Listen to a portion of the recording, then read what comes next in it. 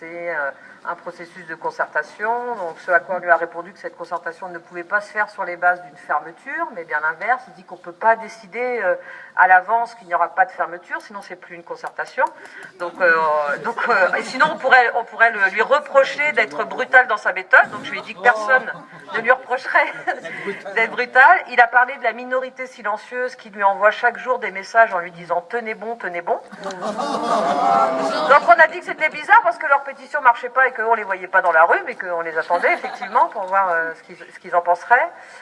Puis voilà, un blabla auquel il est très attaché au service public.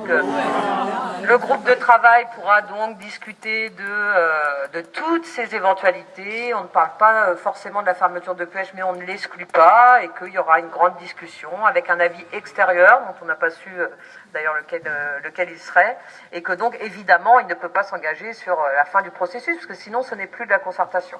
Donc voilà, on lui a fait comprendre que la mobilisation ne faiblirait pas, on lui a dit quand même qu'il avait l'intégralité des organisations syndicales de la Mayenne mobilisées contre lui, ce qui était quand même rare, et que on le remerciait d'avoir réussi ça, et que les parents étaient mobilisés, que la population lavalloise était mobilisée, et que donc on continuera à se battre, et qu'il n'était pas question de fermeture.